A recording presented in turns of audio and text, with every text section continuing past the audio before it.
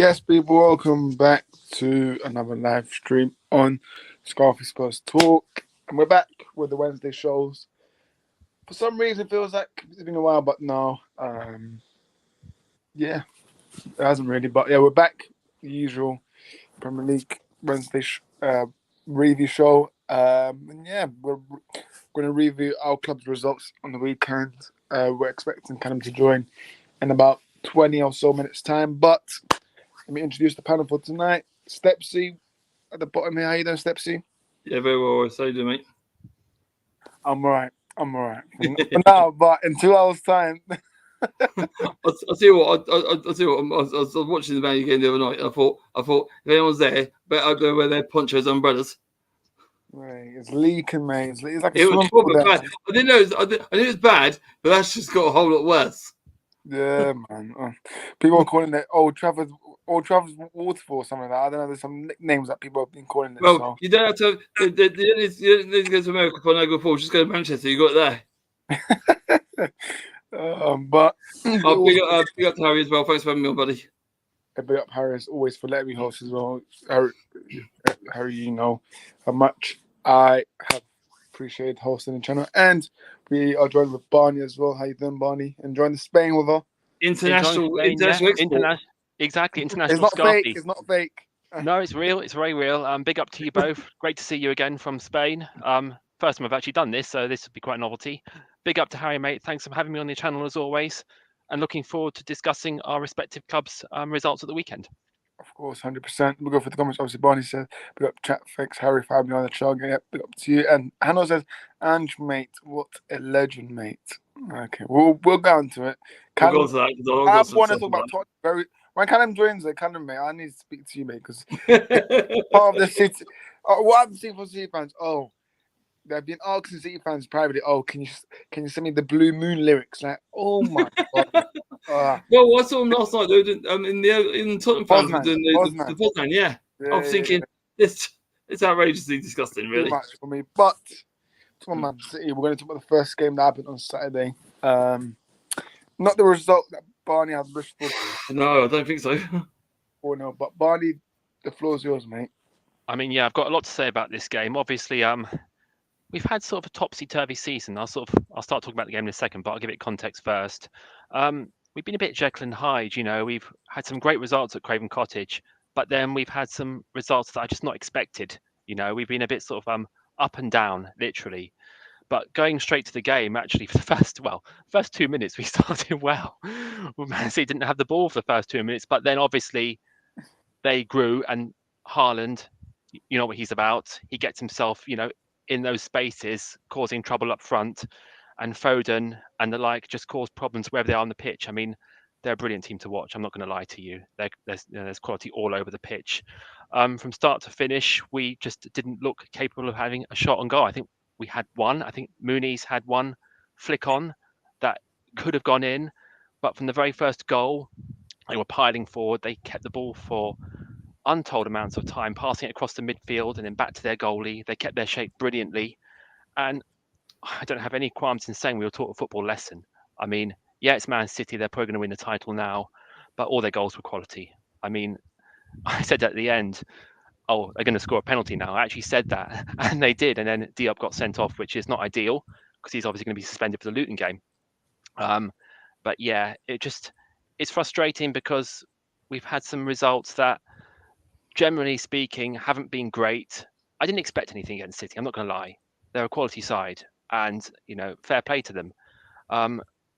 And from what I saw on the weekend, we just looked a bit leggy sometimes, and I just felt that mistake. I think was it Bassi or Diop? But we passed. We went to pass down the channel, but then he passed across and they let them in, and then a shot. And then I thought, here we go. It's going to be a cricket score. And I thought when it was going to be 3-0, I thought, okay, that's a respectable scoreline. But when it's 4-0, you think, is it really a 4-0 game? Yes and no. But I have no complaints. I generally don't. City was far superior in every department. Deserved win. 100%. Yeah, no, I agree with you. But yeah, I think it's a bit unfortunate for them to get sent off. It was a reckless challenge, really. I think it was one out of frustration. it's annoying because his partnership with Bassi has been quite good since Marco's dropped Tosin from the side. They formed quite a good partnership. I mean, against Brentford, they're actually really good together. Yeah. So it's annoying. I mean, we'll see what happens. I don't know whether Ream will start in place of him against Luton. I don't know, but we'll see what Marco does. 100%. Stepsy, do you want to say your thoughts about this game as well?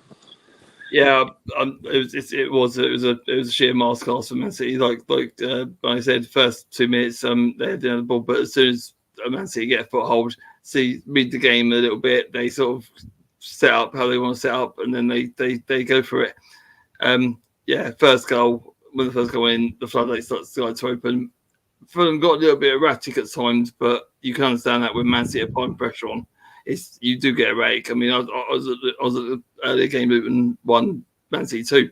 First half, we showed them that we're here to fight, and we went one up. But after that, second half, we kept the same shape, but they adapted to that shape and beat us 2-1. So it's one of them things that if you go at Man City, they can counter back at you. So it's one of them, you've got to try and play a balance next against Man City. It's one of them teams that if you sit back, you're encountering pressure and you'll probably leak multiple goals. If you go at them, you'll leak goals, but at least you're going at them. But there's no right way about Man City. Their quality just shines through. And like yesterday when we go into it, it's the same sort of principle that happened Saturday. They went it up, they got the whole of the game, and it's free scoring. Then when they score, it's like they energize themselves again and just go for it because it's like they got the ball, they got the goal now, and they see them and they can rack up.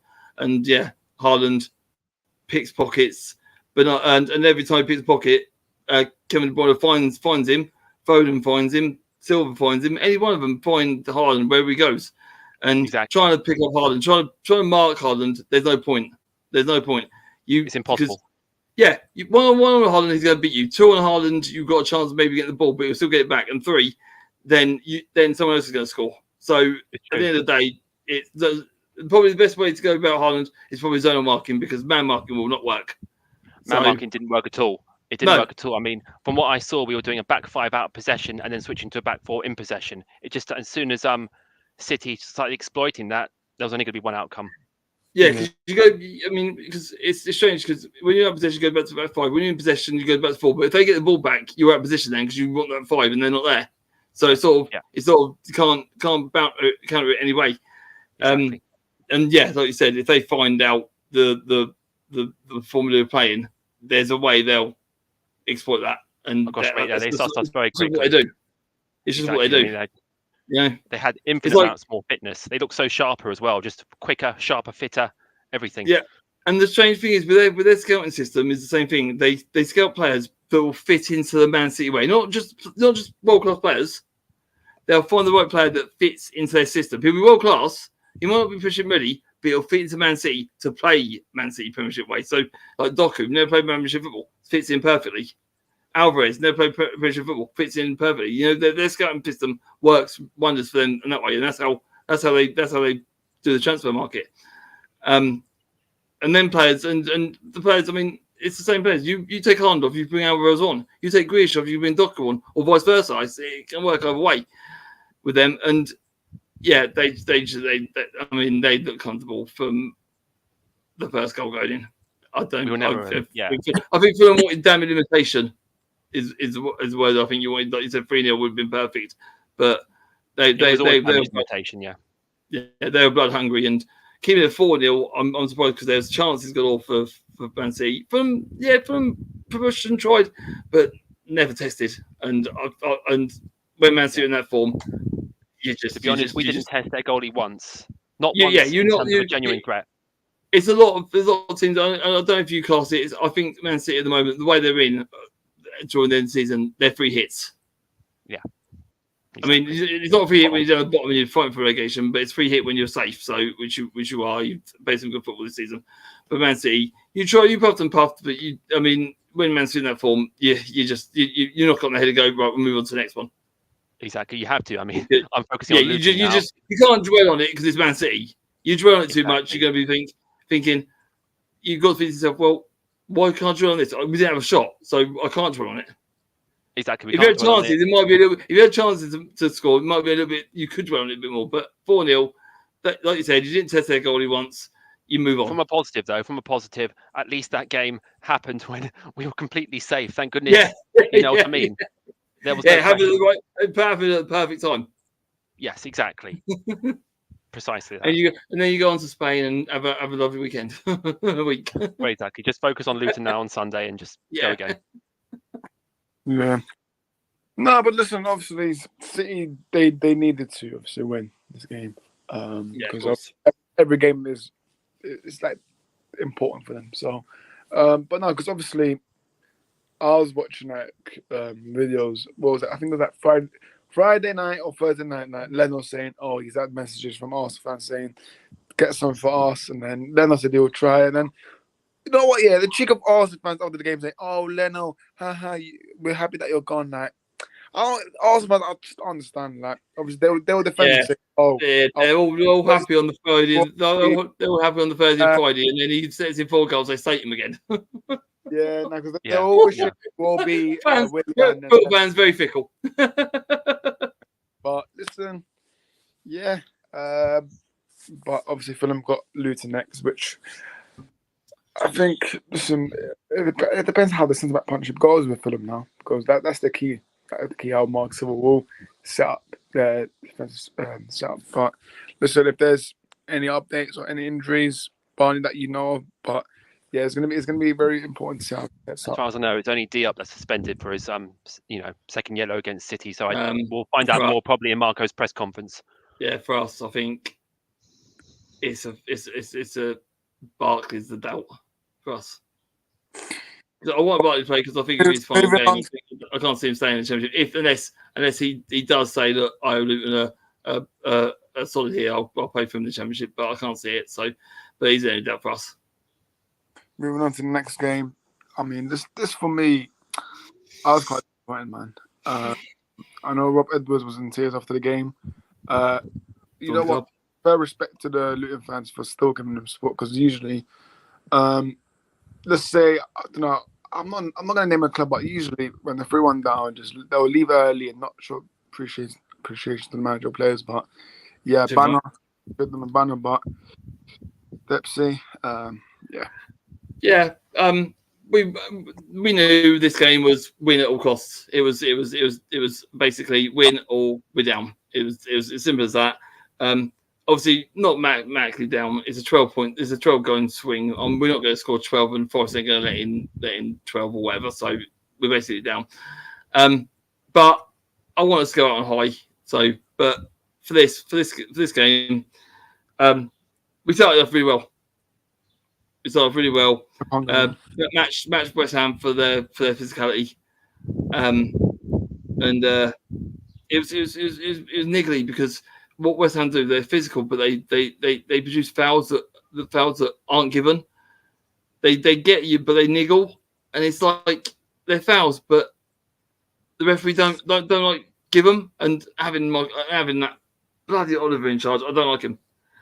Oliver is like the referee that wants to be set of attention all the time. And he didn't give us nothing at all, sadly. We had those. Barkley's injury, that was a foul on him because it was a foul. He went in, showing his studs, but it weren't as blatant. But you could see the studs come up and then sort of rolling down his ankle. Obviously, I saw it. My dad was this on the radio because he's video, but he watched on the radio and said that they didn't pick up, but I picked up on TV and I see it replay after replay, and it was a definite foul, and the referee just let it go again. So he's a doubt. And then brilliant little chip in from the right hand side, and Samuel Lokonga came out of nowhere. Arsenal, I don't know where West Ham's defence was for that. Flat-footed, he come in, bullet header, 1-0 Luton, and I'm thinking, okay, 6 minutes gone, 1-0 Luton. This is looking good. In the blazing sunshine, everything looking rosy. And after the goal, we countered their attack every now and then, but they grew into the game a bit more. And I don't understand really what happened. Really, to be fair, because we looked in control for most of it because it was. I mean, yeah, the nerves showed. We can see the nerves showed, but Morris was getting pushed out of position. Adebayo was trying to hold up the ball, but they're hacking at him, and the referee was giving us nothing. Every time we produced a foul, they got it, and I was sitting in frustration, thinking, how are they getting away with the fouls that we're committing, but when they're getting the ones that they're committing? So, but I could be excused all the time. But second half, West Ham were just better than us, and yeah, Kudus sort of ran the show eventually. We kept Bowen pretty quiet, which was good, but Kudus in and out of our defence, looking like looking just deadly. And every time we got to the byline, balls were going in, and eventually they got a couple of goals, and then the third one was just us just switching off, ball into the little 19-year-old feet, and he just put the ball in the back of the net, and I just thought, well, that just sums up the day really. We hushed and puffed. We got a goal early. If we could have got another one, it might be a different game. But fair play to the Luton fans for staying there. We've done it all season. We clap them no matter what. We knew it was going to be a difficult season. We were there to shake it up. I think we've earned some fans this season and some praise from a lot of clubs this season.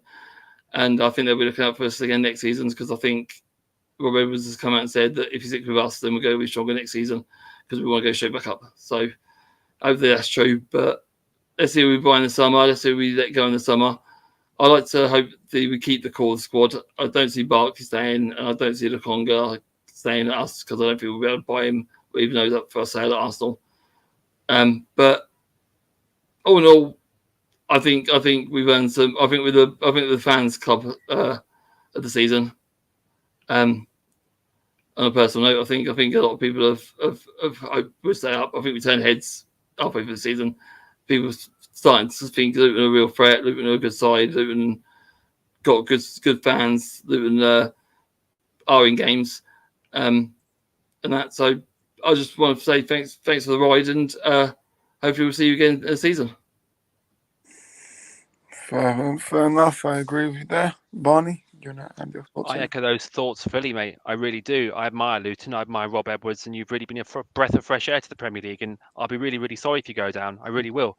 You battled really well. You've had some great results, and it's just one of those games I think where, with all due respect, I think you just run out of steam this season, and I think that's the difference. It's just such a hard league, and with the clubs obviously being relegated this season, we look at the quality in the Championship next season. It's not going to be any easier, but I do think you're going to be up there or thereabouts. I think, a good summer, keep your squad together and go again. And there's definitely positivity with Luton, obviously with your new ground. Hopefully, fingers crossed that all goes well.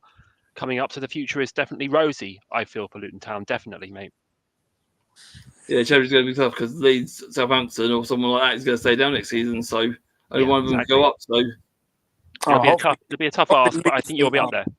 I think you'll be up there. I think a lot of people said that with the Luton, the parachute payments, the team they've got, if they keep the core of it, they'll be in the conversation. 100%. Yeah. I think I've asked you this before, Stepsy, but yeah. Do you think there'll be a moment where Luton fans will say Robert Edwards up? Because for me, I don't see it, but you never know. I don't think so.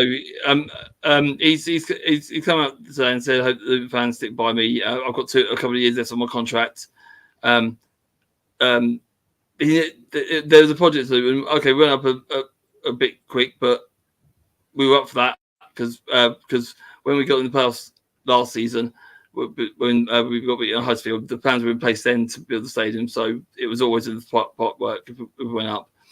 And we was always in conversation with the Premier League from last season, so this season made it a little bit more transitional, a bit more bearable than just shit. We've gone up. What do we do now? So there's always conversations there for when we did go up. Now we've tasted the Premier League. We want to taste it again. We will be one of the strong teams in that championship next season. We'll be in the thick of it, I think.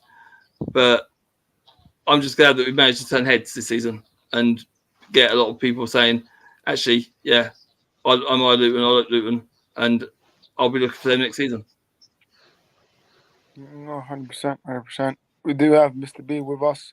How you Yeah, doing, lads. Yeah, cool. Hi, mate. Cool. You're right.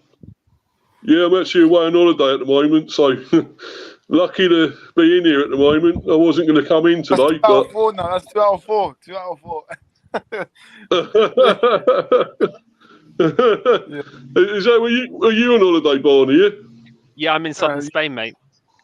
Oh, you're lucky, mate. I ain't got there. I'm not abroad. I'm Eastbourne. I'm at. No, I'm near Gibraltar. Oh, lucky you, man. I've been to Gibraltar. It's nice there. It's very warm here. It's about 26, so it's nice. I think Barney's trying to See, meet. see all them monkeys up on there. Arteta to come to Fulham, eh? But yeah, big up to you, Mr. B. But we were talking about the West Ham Luton game. Do you know your thoughts about Luton overall, in your opinion? Obviously, mathematically, they're not done, but obviously, if you look at the goal difference, The 12-goal swing is not going to happen. But you never know. I'd love it if they could stay up, but I can't see it, Stepsy. I'm sorry, mate. But if they don't want to sit down and let's score 12. Can't see it really. Right, mate, but Yeah, it's a shame, the only isn't it? reason why Mr. B joined because he wants to talk about the waterfall at Old Trafford. So don't worry, Mr. B, don't worry. Who You're is talk about that? United, you're going to talk about that. Don't worry. Yeah, the piss on the roof. Yeah. But no, I mean, it is a shame for Luton because I like them. They're a great team, very good team. One of the best teams that came up from the Championship, and Yeah. it is a real shame they're going down. They play some really great football a lot of the time. But been a breath of fresh air. It's just a real shame, but I'm sure they'll come straight back up. You know, I can see that happening.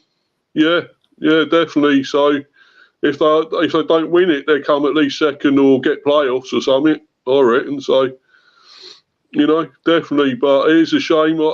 I really thought Luton had a great chance of winning it, and when they went 1-0 up, I thought, well, you know, that could be it. They could do it, but unfortunately, West Ham had other ideas, didn't they? So I think West Ham players were like I was saying previously, they're playing for their contracts because I think that new manager was looking at them, and they just want to put a performance up. And Paqueta is playing for place in the Man City squad, so I can see him producing some good performance out there on Sunday, to prove what they'll be expecting next season from him. But I think it's just a big hurrah for Moyes because it's their last home game. I think they just want to give him a bit of support because he was getting a lot of flack from the fans, wasn't he? So I think they just good luck to him wherever he's going to go next, Moyes. Anyway, I don't know where he's going to go now, but might get the United job. No, well,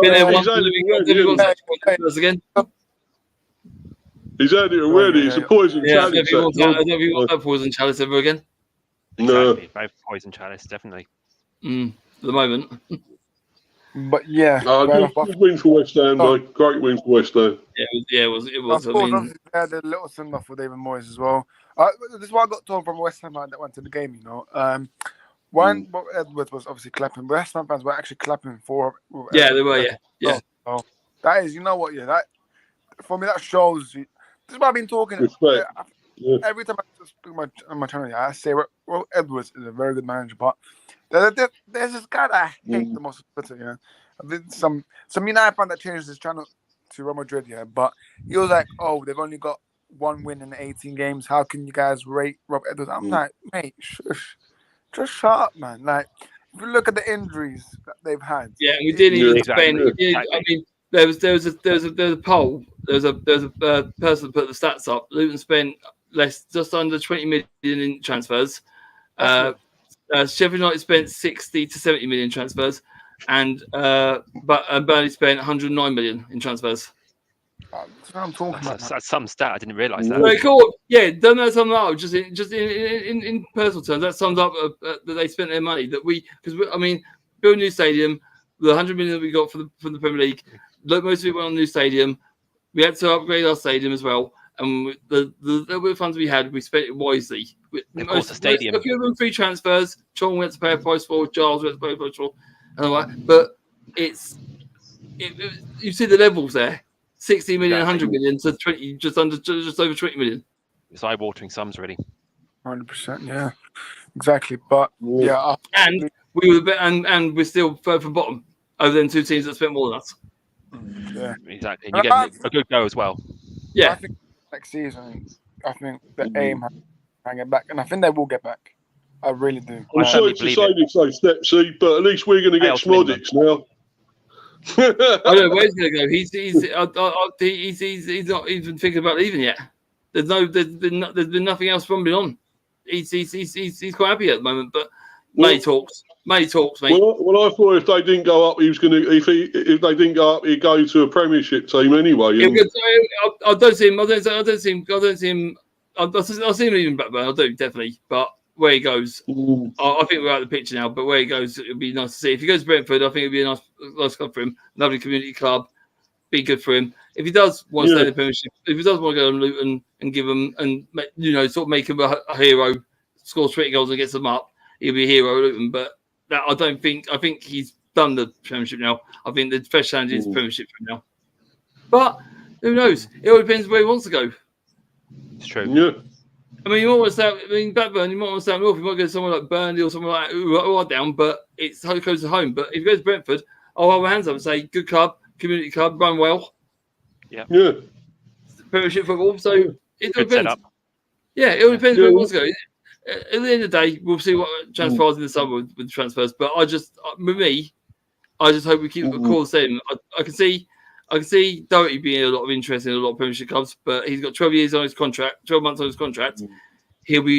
We'll ask for him, our own left back.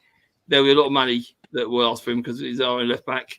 I can see him being a lot of interest. Barkley will definitely go unless he does think that a good place is Luton. If the thing with Barkley is, if he thinks he's got a great chance of getting in the England squad again, he'll leave. If he thinks his game's over, he might stay. It's one of them. With him, he's at that age now. He thinks, okay, I've had a great season at Luton. I haven't been picked up by England. Do I stay here or do I chance it in the Premiership somewhere else and hopefully get called up? See, that's your mindset with Barkley. What does he do? Does he stay with Luton and push on the Championship, or does he go to the Premiership club and hopefully, when the World Cup qualifiers come out, he gets called up? It's one of them dilemmas for Barkley. Is his career? That's a dilemma, yeah. Is he going to screw over, or can it be rejuvenised then? Because I thought he deserved to call up this year. He didn't get it, so you've got to think to yourself. He's been overlooked. But we're talking about the Wally, aren't we? So he will overlook him, wouldn't he? Because he's a Wally. But I mean, when the Euros are over, we hope he leaves. We hope he leaves. Hope, right? We're going on hope at the moment because there's no sort of fact he's going to leave. But Barkley's got to make his mind up. If he thinks, do I go to another Premiership club and hope for a call up, or do I stay at Luton and get them back up to the Premiership? So that's the dilemma he's at. Doherty, like I said, 12 months on his contract. He'll be a lot of interest this summer, but he'll take a big prize money to tempt away from Luton. Townsend signed a long-term contract. I think he'll be a big player in the Championship past next season. Abenge would have been. Abenge, if he stay fit, I think he'd be a lot of interest. He's got a lot of speed, faster in the Premiership, got good feet, knows how to score the goals. If he didn't get injured, I think he'd be a lot of interest. But he got injured. He's only just come back, so he might get one more season with us. Morris and Obo, they've got to stay. They're the most informed strikers in the Championship last season. Well, Morris was. Obo was a bit backseat, but they've been informed this season. They've got to stay. And yeah, the Conga's going to go back to Arsenal when he'll get a big money move somewhere because he's on the transfer list now, so he's gone. So it's and we'll have Nakamba back because Nakamba hasn't played at all this season, but he'll be back and that. So it's just get a few players back from injury. I mean, Bell will be back, Anderson will be back, Bell will be back. All them players that have been injured all season will be back. We'll have to freshen the squad up. We'll have to get a few players in the midfield. Probably one more striker than that. Maybe a tinker in defence and that. But I mean, I think Kaminsky might be interested as well. But he's got to have 2 years on his contract. He ain't going anywhere. So if we keep the core, we've got a good chance. We need to add. There's no doubt about it. We need to add. But the parachute payments will help that and pay the wages. So that should be all spent wisely. And let's see if we can do an onslaught in the Championship and come and join new big boys again. Exactly. Start off well as a key. A good start. Good start, yeah. It's always a start. It's always a dilemma. You got to start well. First 5 games, get as many points as you can on the board. I mean, as we all know, we know, Championship. You might get Shitford to start with again. Shitford, the first game. Yeah. I'll tell you what, it's nice that to renew our rivalry with them. I mean, we got a nice couple of points off them last season, which was nice. Apart from the 4-0 drubbing they gave us a couple of seasons ago when we had 7 players out and 2 didn't return after our time after being sick constantly. I swear something in the food in fucking Hertfordshire. But no. But I can't afraid we were beaten 2-0. We humbled them. Yeah. But I think we're stronger. I think we're a different team this season, next season, and a lot stronger. I agree, 100%. Anyway, let's move on, guys, and talk about one happy bees fan that I am here because we beat Bournemouth. I was fearing this one, to be honest. Getting your injury time, you're a bit like Fergie time, isn't you? Yeah, we done the usual concede, and then we actually scored though in the injury time as well. So 45th minute, I was like, how have they done that? we usually do both, mate. We always generally concede in injury time or whatever. It's one or the other. That's a bad thing we can't get out of conceding late. We always do, and it's not good. But maybe we'll improve on that next season. Hopefully we'll stop that.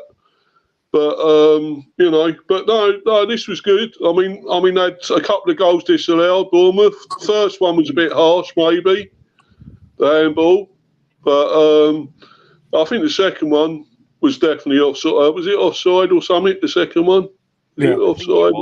Yeah, there's an infringement that made it offside. Yeah. The handball. Yeah. The handball one. Yeah, it was harsh, but it's one of the things, Mr. B, where we say this a lot of times. It's up to the referee's discretion, isn't it? The handball. Sometimes he sees it as, oh, okay, he moved his hand slightly, or because the rules change. The rule changed slightly. It's not ball to hand. Ball to hand is fine now. If shoots at a hand, that's fine. It's not handball. It's just the slight movements are they're still tinkering with that. That is handball. They're thinking jumping like that isn't. But you've got to leverage to get up. They've changed it. They've changed the rules so many times in the last 6 months about handball. Too often. No one knows where they stand with that handball decision anymore. No one knows. So I have no idea anymore. So for the one your game, I'm going to say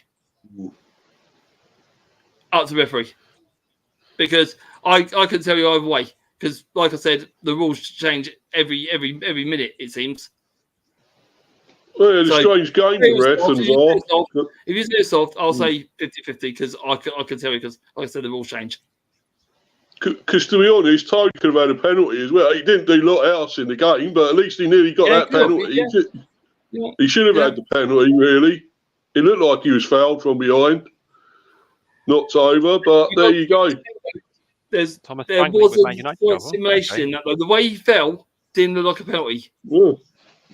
Because when you get fouled, you fall, you tumble. The way he done it, it was like simulation. He sort of fell and then rolled.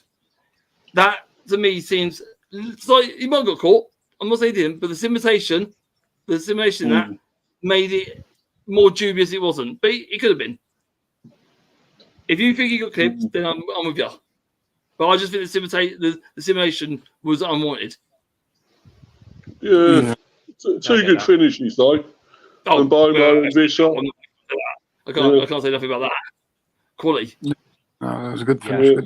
Solanke got his usual goal as well for Bournemouth. So he's got to go to Euros, isn't he? Solanke, you would think. He's got to be going to the Euros. You got to have the three, haven't you? You got to have Kane, Watkins, and Solanke. Surely they've added like 3 more extra. That's got to be nailed. That's got to be nailed on it. Then 3 has to be a given. Well, they've added 3 more extra to the men's squad. So yeah, but you would say Kane, Watkins, and Solanke as shoo-ins, wouldn't you? That should be nailed. That should be set in stone. Yeah, I pick him now. I wouldn't pick Tony. Tony ain't done enough. No. Yeah, I was going to get on to that. So Tony hasn't done enough to produce him getting a call up for the Euros. But Watkins is still scoring. Solanke's chipping with goals. He scored another 3 goals. They all pick themselves. So the strikers who score goals pick themselves. Yeah. but like midfield and that is well up for debate. Apart from Bellingham is a shoo-in. So apart from that, you can pick. That's for another stream, though, isn't it? That's not for this one. I'm just saying, apart from Bellingham, your midfield is for another stream. You can change the England lineup as much as the cows come home. Mm. I just wondered there'll be one or two surprises that we go, what the fuck is he doing there? I wouldn't surprise me if there were two surprises. Well, it's all about Mainu and that. It's all about Mainu, isn't it? You can see it. Yeah. Not about Mainu, isn't it? Not about him going to it. Barney, if you want to talk about Bournemouth Brentford? Yeah. So you broke up there. What did you say, sorry? You want to talk about Bournemouth Brentford if you saw any of it or highlights? I saw a little bit of it. I mean, two, really good sides going for each other. I admire both of them. I admire both managers. You just seen that news flash up about Thomas Frank being linked with the Manchester United job. Yeah. I think, obviously, I don't know a few Brentford fans, they won't like that, but he's a really good manager. Come on, Orest, you'd like him there, wouldn't you? I think Brentford have underperformed this season. I really do. I think they should be higher. Yeah. Bournemouth had a great season. I like both. I mean, can't believe I'm saying this to a Fulham fan, but I respect both clubs and what they've done. I like Brentford's transfer policy. It works, and both clubs are well run. And I think Brentford deserved the win. I think Bournemouth had a good run. But like us, they've just been a little bit inconsistent at times. But we're two solid mid-table Premier League sides, and Brentford, I class that as well. And we're all in that mix, if you like. And I think when we played Bournemouth, we beat them because I listened to Back of the Net podcast. I think they said when we lost to Luton, that took the wind out of our sails because we were looking for Europe. But when Luton beat us, I think the win went out of our sails because they said I was listening to the Brentford again. They said I think the win went out of our sails and we just solidated where we are. But they did say Brentford deserved to win. But they said the win went out of our sails and we lost to Luton. Because they were 10th. They were 10th. They were about 7 or 8 points off Europe. And then when if they had won that, they might have had a bit of momentum going to try to get Europe. But when Luton beat them, they dropped down to 12th, and they said the win just went out of ourselves after that. And like I said, Brentford have underperformed this season. You should have been higher. Yeah, I agree. They should be. Yeah. I think next season, I hope we go back to what we were doing before. I hope Thomas goes back to what he was doing. If he's still going to be there, we don't know. If he goes off, he might go to United. Orest to be happy. The thing is, I'm not even happy. If he went to United, just say, I'm critical for the moment.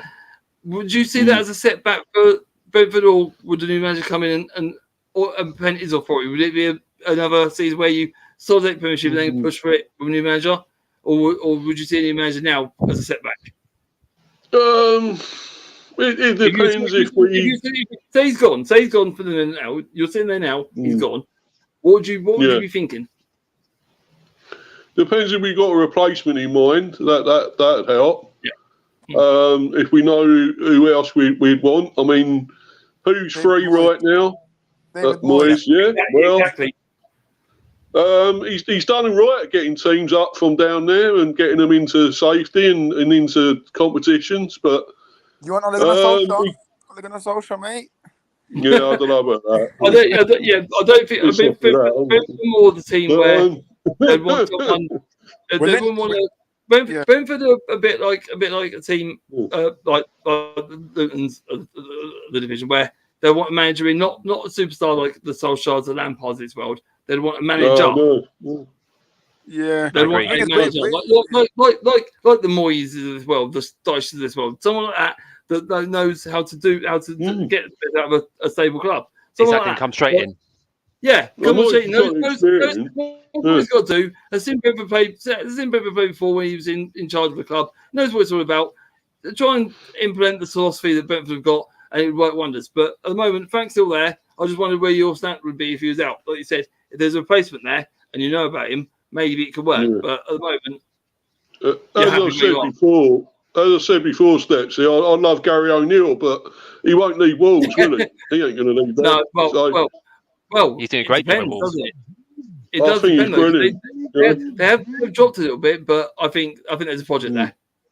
I agree. There is a project there. I think They're a that's I stable think club. this season was build a squad, compete, which he's done.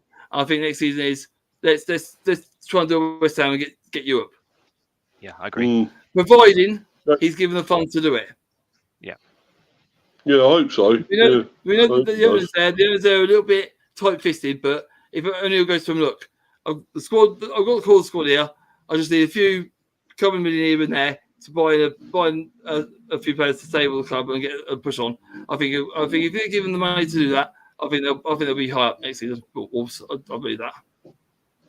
But O'Neill. But yeah, I agree with you. But O'Neill would be a great fit anywhere in one of the clubs, even at Fulham. I know Silver's great, but I'm just saying he's that kind of club. Even our club, I'd even say us, it'd be great if we're still in the Premiership. Yeah, we ain't getting rid of Silver, are they, Fulham? Ain't getting rid of him, are they? I'm saying clubs like Brentford, Luton, Fulham, even Barney that are down there, the Forests, all the teams like that, O'Neill would be a great fit. But I think he's set his sight on now, doing a project at Wolves, trying to get him as high as he can, and hopefully somewhere like the conference, European conference next season. Is an aim, I think, for Wolves. So I think that's an aim for him. It's a project, yeah. But I think. But if things don't pay off, come Christmas, come New Year, and all that, if things don't pay off, he might go. It depends. It's all up in the air. I don't think anyone's moving clubs at the moment. No. I agree. I wholeheartedly agree.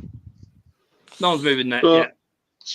But anyway, this is a great win for us, and I think we've got Newcastle the last one, so that's the real tough one actually. Newcastle. So depending on what happens, if they beat Man United tonight, they'll go all guns blazing to beat you because they want Europe. Agreed. Yeah, when they beat us. Yeah. Oh, sorry, when they beat you, I apologise. They'll go when they beat Man United, they'll go all guns blazing for Brentford to get a win because they want Europe. In terms of managers that we're linked with, we're linked to everyone. We're linked to Kieran McKenna. We're linked. But these links, I'm not going to believe it because what I'm focusing on our next remaining games.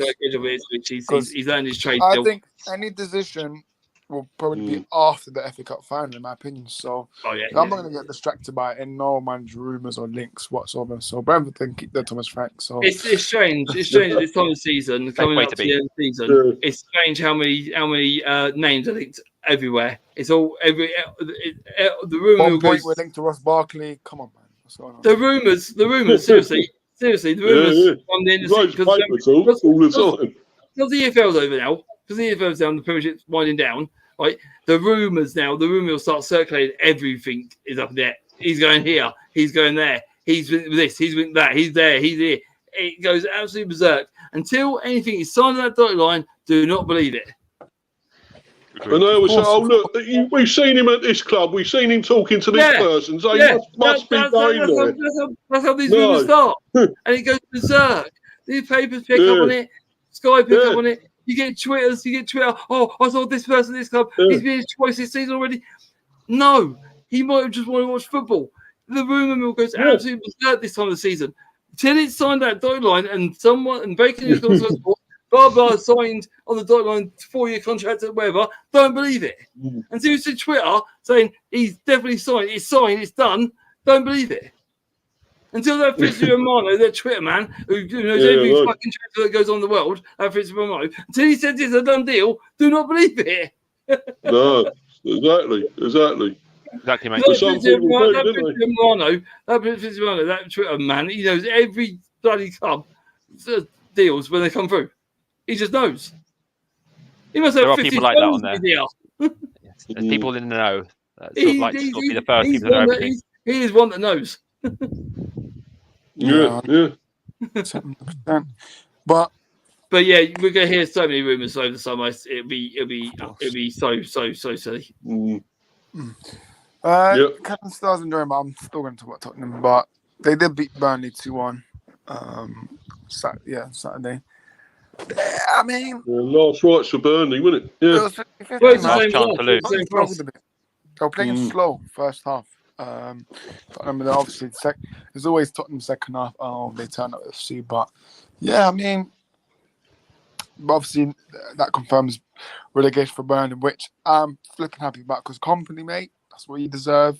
Not changing your system. So, But yeah, only near the end, and it's too late when he was doing it, wasn't it? It's too late. The thing with company is, he adopted the same style he did in the Championship, and he thought it'd work because when it's quite simple really. He got over 100 points in the Championship, just over 100 points, right? And you think over in the Championship, 100 points is fucking great.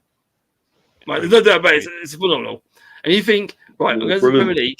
100 points in the Championship. I should be able to adapt the same sort of style, tweak it a little bit, but not too much, and make it work. Luton, on the other hand, knew what they had to do and adapted as quickly as they could. Yeah, they did. And we adapt. We were the first ones to click our fingers and adapt. We were the first ones to do it. Brentford still continued the same style and thought it would come good eventually, and it never prospered until what? I'm going February, March. The company decided to change things a little bit and he got results. But then, on Saturday, he reverted to the same style he was used to. Why are you going back to the same style? You've won 6 games out of 9. And you've gone back to what you were before. It is a worrying stat when managers do that, yeah. You were 1-0 up, for God's sake, and you went back to what you were doing in the Championship. Yeah. I know, I know what you said, but managers do that. But if something's working, why you bother? I agree. It's hard, man. You're not wrong. Yeah, man, 100%. But no, that won't go too halves. That definitely wasn't going too halves. Of course. Definitely, 100%. Well, Spurs needed a win because they were losing. Was it 4 or 5 games they'd lost on the trot? 4 games, I think. Spurs wanted to win. Spurs from beginning of May. They set themselves up to win every game because they wanted to just pip Villa. Last night, that was the icing on the cake. Of course. There's no chance. Villa got it now. That's Villa's now. 4 points is done. Villa in the Champions League. And they deserve it. Oh, wholeheartedly deserve it. Big Ange almost cracked a smile. Big Ange, cracks a smile. If he crack his face, if Omi smiles, he'll crack his face, I'll tell you. But Omi's a manager that knows, you can smile that you got your Champions League, but now he knows the hard work starts now. Thing is, I talk about Tenag just standing still, but Ange, bro, this guy. Oh, he's a statue, mate. He's a statue. He's a statue. I mean, I've had this conversation with Harry a few times. He does need a bit more adapting in his tactics. Look who's there. Ange was like this. He stood just outside the technical area, outside his dugout, right? This is what I mean. He stood outside the dugout. He stood just on the line, hands in his pockets, and Luton. Right, Kallum. You're right, buddy. You're right, boys. That was him. How you doing, Kallum? How you doing? See you, mate. Even when I'm late, boys. I pulled the late shift. It's all right, mate. No worries. Even when he scored, and when Tottenham scored against us, he still stood there. Yeah. I was wondering, Kallum, you still looking for that Blue Moon lyrics? I've got them for you. But Fuck yourself, boys. Fuck yourself. Talk about it. About a beat in my heart with no love of my own. Kallum, time. I was going to talk about the Burnley Come game on, the Spuds. Kallum, 2-1 win against Burnley. Big up, Kallum, by the way. Big up, Kallum. You're right, Steps. It was one of them games where if you wanted a reaction, it was very difficult to see. Burnley seemed like the more top 6 team compared to us for a good proportion of that game. And I mean, it has to be said that when our front line aren't firing, that we've got fullbacks scoring from the number 10 position, which is always concerning in Van der Ven and Porro. But Van der Ven, yeah. He's probably got goal scorer, isn't he? Don't. Him and Romero and Porro are probably... Yeah, they're good players, don't get me wrong. But I mean, everyone's still gaslighting them and blowing smoke up their backside, saying they're some of the best defenders in the league. Well, we've got one of the worst defences in the league. So I mean, it a lot. Yeah, it's a lack of clean sheets, mate. That's concerning. I think. Oh, Van der Ven, we'd take Van der Ven off you. I think a lot of people take him now because he's had one of the seasons of one of the highlights of the season for Tottenham. Don't Who worry, can't? Brentford can have enough hand-me-downs from us. There's enough of them to go around and all that. I mean, Yeah, we got Reggie on. Yeah, why not? yeah, he ain't even going to stay because of wages, is he? But no, it was one No. of them games where there was something there that we could have exploited because Muric was. Well, they said he was man of the match and all that for the game. Well, he didn't really do fuck all. No. They No. said based on the saves, yeah, he made a couple of saves, but they was all tame efforts. So I don't understand how a goalkeeper can get man of the match when what he did save poor. was tame and he didn't really do much else. And the way that Burnley set up was quite good. They knew how to exploit Skip down the left when they went for it, but they weren't really playing for anything, nor were we. It was one of them games where if you played on a Sunday down a pub with your mates, you might get a little bit more exhilaration from it. It was such a Burnley were boring hoping to grab a draw or a win to give them the slight chance of staying up. But Agreed. first half they had a bit of in the teeth, but second half they just capitulated back to old Championship style play, and you just had more about them. But it's the second half. Thing is, if they won them, they would have stayed up because you lost yours, so they would have gone above you, wouldn't they? Yeah. But that would be more interest for the Forest Luton game, the Forest Barney game that will win Saturday. But it don't matter for shit money now, does it? Yeah. No. We'll go over because obviously when I talking about results preview today's game, and we're going to preview our clubs for this weekend as well. So yeah, and then up. So moving on to the next game, we did lose to Arsenal 1-0. Georgie Graham settings it 1-0 to the Arsenal. Arsenal double over us since 2006, I believe. So yeah, listen, fair play. That was the year I was born, so well done, Arsenal. That's a trophy for you guys. Yeah, listen. What can I say? Yeah, Trossard scored. Trossard. I really do think they allowed us to have the ball. Obviously, we had chances. We did have chances. Listen, don't get me wrong. We had chances, but Arsenal allowed us to have chances. That's the problem. Not that we were good, but Arsenal allowed it, and I don't think Arsenal were that good. I really don't. No, Partey they weren't great. Partey was just slipping everywhere. Declan Rice was not his best level. Odegaard was just snotting his hand and then flicking up with his hair. Listen, It's not. Arsenal weren't good. They were not good. What about Casemiro bending over in the middle of the pitch and just taking a pummeling from every Arsenal player? How did that go down, being the equivalent of a donkey? One player that I will give credit is Saliba, man. Saliba, what performance from him. Agreed, he's probably the best player on that. He did a rock in that Yeah, Arsenal. to what Casemiro, mate. I already said to someone, he looked like a guy from a kebab shop you would see. So he absolutely terrible. Listen, I mean, it doesn't really matter for us. What you wanted to kebab? You wanted to kebab? Win. No, because this win doesn't really matter for them. I've had kebabs turn up quicker than him running on a pitch. To be fair, let's put it this way: it's that bad. He was terrible, and I understand you guys have so many players out, but there was no fight. There was no desire. I think he's there for a paycheck. I think he's gone in the summer. I think half the Man United team are probably like that now. To be honest, this whole mentality. I agree, Kallum. Yeah. Let's be honest with you. Ten Hag's a good manager. It's not on him now. These players are literally there just to milk that United tit dry for everything it is, and everything 100%. That Ratcliffe coming in and saying that he's going to change it. He's got a hell of a job on his hands, and I don't think they're going to want to cough up a lot of money this summer either. You're going to have to balance books big time. For Man United, you need to get it starts. I've said this before. It starts at the top. You got to get your ball in order. Your new Czech executive has got to be on the ball, knows exactly what he wants.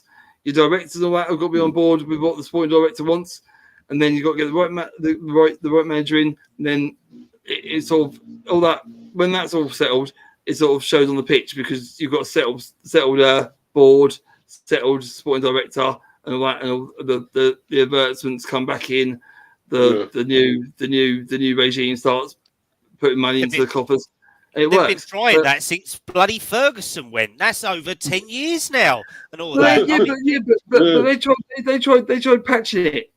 But patch it up. You can't do that. If Ferguson goes and the sport director has had his day and all that, you've got to start again. You've got to start building from the top. Get your board back together. The ones you want, the sport director you want, the one you want. You pay them the one from Newcastle. If you've got to pay him 3 million, 2 million, whatever it is to get him in, and you want him that badly, you pay it to get him in. And then they all work in harmony together. See what the future lies for Man United under your ownership, under the sporting director, what he wants, what the board wants, what the owner wants, what Radcliffe and Ineos want. All of them have got to work in harmony, and then they can start rejuvenising what goes on the football pitch. Until that happens, the patches and all that feed through to the football pitch, and that's exactly what's happened. I mean, the scenario of you having a bike, the wheel falls off. You put a little bit of a nut on it, then you put a bit of WD-40 on it to see if that works. Then the handlebars fall off. Then you tie that up with duct tape, and then you hold it together with bungee clips and all that. That's literally how United are. Yeah, it's patching it up and painting over cracks that will eventually burst again. It's got to start from the top and work its way down. Until that's all sorted, it's going to feel on the pitch. And the bike analogy sums it up exactly perfectly. Yeah, I mean, look, for me, listen, regarding this summer, I don't have no faith in this Ineos because obviously I don't know if you guys seen it, but Varane has announced that he's going on a free this summer. What was that, 70 million out the window? Pretty much. Fans are saying that obviously gives us some nice wage bill, like increase. But look, if I'm being honest, he's probably been our best centre back recently. And yes, injuries have costed him. I get it, but I'm sorry, but this club will probably be letting go Varane on a free and keeping Maguire Lindelof. Like, it just doesn't make sense. It really doesn't make sense. I'd probably do as much as I can to try to keep Varane and like Jesse Martin. Gone. Yeah, well, I'll try to keep him. Trying to keep him sweet to the end of the season. Offer him another contract. Perhaps have him cotton wool after every game, so he can play every game and stop these niggling injuries that he got. And that, but I just think he's one of these players that goes enough's enough. This is a singing ship because the water could even sink the Titanic, and he's gone.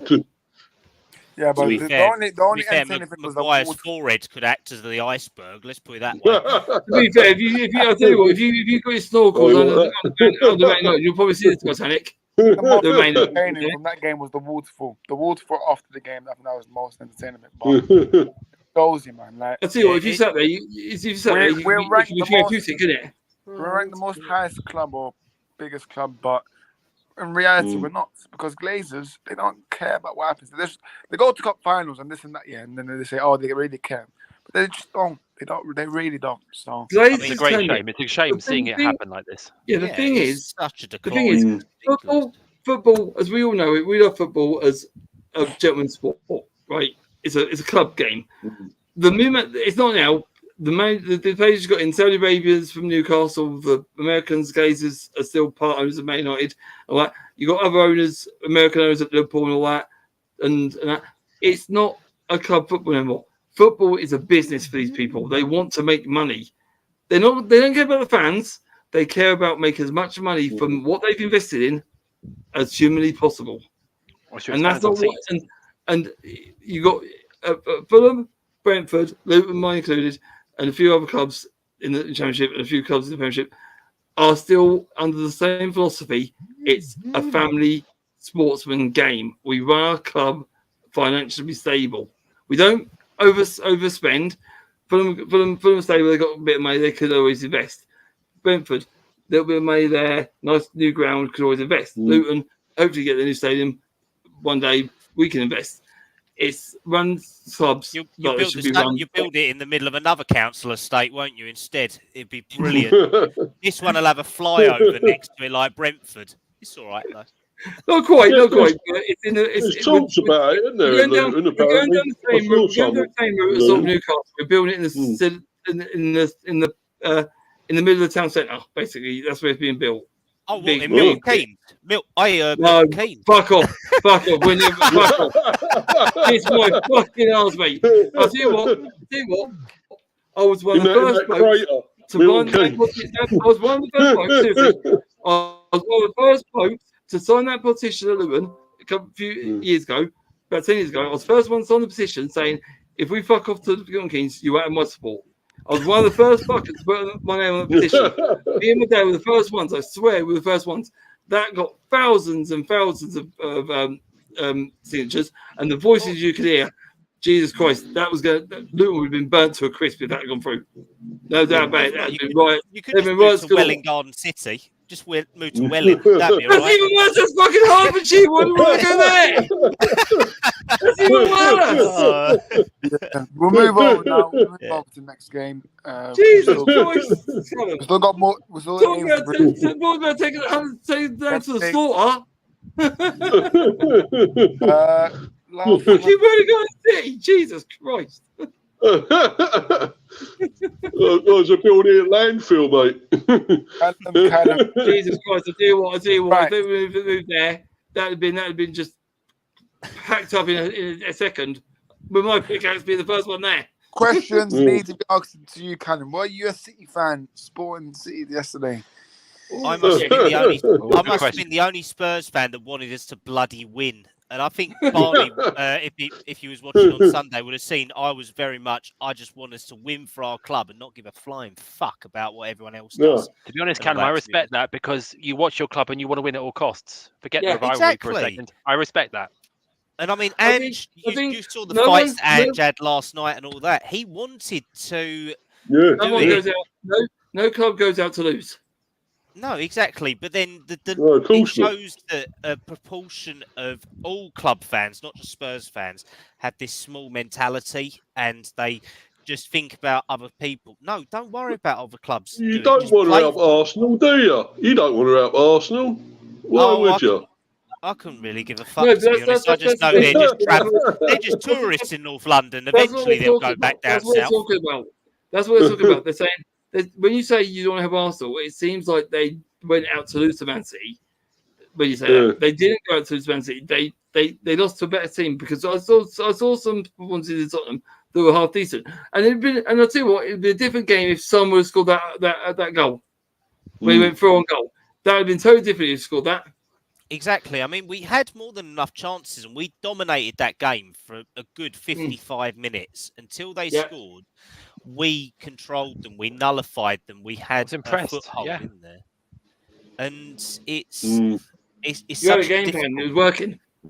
Yeah, that's the thing. We didn't have a striker because Spurs don't have a blinking striker in their squad.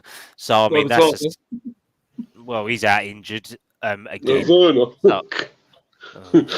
So he's out injured as well. So all of our options, can play striker, and Son is not a striker, are out injured. And we actually managed the game correctly. I don't think we were the better team, but I don't think City were anywhere near their best. And if anything, the first goal they scored was soft. The only Where's the keeper? I thought the keeper was soft. I thought because when it came across the box, I thought the keeper was stuffed out. Offside, you know. It should have been. It should have been offside. Yeah. If it was, it'd have been very, very, very, very harsh because I don't think it was. No, but I mean, the ball was played just as he was going through. The ball was played just at the right time. Any later, he'd been offside. I think it's perfectly timed. I think it was onside. Yeah, I agree. It is a game that had a lot of even though offside, regardless, when the ball got played across the penalty area, the keeper should grab that. That should never got to Haaland. Vicario, what was he doing? It's Vicario. He can't use his hands, to be honest. By the look of it, there you go. It's another scenario. So pretty much we had Lloris who could use his hands but couldn't use his feet. Now we've got Vicario who can use his feet but can't use his hands and all that. So I mean, it's one of them games that had a lot of controversy in it, to say the least. I mean, the fans weren't singing the Arsenal songs, then giving Ange stick during the game. I mean, you might have seen the clips. That surprised me. I saw that clip with Ange, biting back at one of the fans. It quite surprised me. Yeah, it's one of them where it was definitely a lot more hostile than I think the TV cameras showed it. Obviously, there was a bit where Bentancur got subbed off. He kicked the chair 3 times through his shin pad. I was laughing at Edison, man. Edison won. Edison was mortified, wasn't he? Edison was crazy, man. Like, wow. But then what didn't help that then when Ortega comes on, he turns into prime Buffon or Neuer and all that. He's nowhere near that as a goalkeeper. He got man of the match as well. Yeah, he was on for 20 minutes and didn't that How did he time get man of the match? He made one save. The only made was he made 6 saves. He made 6 saves. Yeah, but the main one. Yeah, but Banana's done more than that. So. 4 routine saves, and the main one was the one when Sol shot him, and he saved it. Okay, Sol shot Ortega, he saved it, and they give him man of the match for 20 minutes of making 4 routine saves, and 2 saves that are pretty decent, but man of the match for 20 minutes. Well, to be fair, I mean, they gave it to Duran the other night, didn't they, for the Villa-Liverpool game? Oh, yeah. And I thought that was our worst as well. Yep. Yeah, so, I mean, but it was one of them games where... Continue the trend. Well, no. we had a lot of chances in there where we should have won and all that, and I think... You should have scored at least. I think that there's an element of Spurs fans that are like me, who wanted to go and win, that have been annoyed and frustrated the last 2 days about it, and Andrew's saying all the right things. But the problem after the game is when he was very, very hardline with how it is with the fans. And I think that, I mean, we can't all focus on social media. I know we all do podcasting. We all have to be aware of social media and everything like that, but Ange has really riled up a lot of Spurs fans at the moment after this game. What doesn't help is people are doing clickbait and taking bits out of an interview here, taking a caption here, and formulating a whole story. So it's making things out of context. Yeah, I saw the one that was done by I can't remember their name, putting Ange on the spot, taking bits out of interviews and saying, "Oh, we hate Arsenal. We are putting his seed out to make Man City look good." And I thought, "Oh, you've really done your work out there, together." There was other journos where Charlie Eccleshare asked him a question in the lead up to the game, and his answer was saying, well, if you don't want to win this game, you need therapy and all that stuff. But there's one line in there where people always take it out. He goes, Charlie, if you think like that, then you probably need to have therapy and all that tongue-in-cheek moment. Everyone's just gone and taken it. All Spurs fans need therapy and all that if they don't want to win this, and if they want Arsenal to lose, all of that. So that's how misconstrued this is, and just taken. You've got to be careful with the words you use, really, because interviews if you use the wrong words, it will be taken so much out of content, and that was so a prime example of it. Even the journos are spinning it for their. They'll milk it to Kelsey. Yeah, exactly. They'll just have it, sell papers, sell articles online, all of that stuff. But no, that's what it is. They'll make up any rumour or any line, spin it different ways just to sell their paper. Exactly. I mean, to be fair though, the final point was from the game, obviously the Porro penalty. It's a stupid one to give away, but you can definitely see that there was some sort of brinkmanship in there and all that, where they was trying to do something. But no, it was a game that left a bitter taste in my mouth, to be honest. If anything, I really didn't care about the Arsenal bit anymore. I thought that even if we won, they could have done that City would have probably still done something. And Spurs have actually put themselves in this position, unfortunately, where if we lost 4 on the bounce, then won one, then lost another one, all the emphasis was on this game and all that. And because we've screwed up our own season the last 6 weeks and all that, and that put another emphasis on this game where we had to actually get something, but because of Arsenal winning the title and all that, if we won and all that, then that put all the pressure on Spurs. We're creating our own problems, to be honest, at the business end of the season, which has been unnecessarily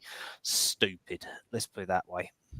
agree, Kallum. What don't help us, but Tottenham fans in bad light as well was doing the pause now and all that, doing exactly what Man City do.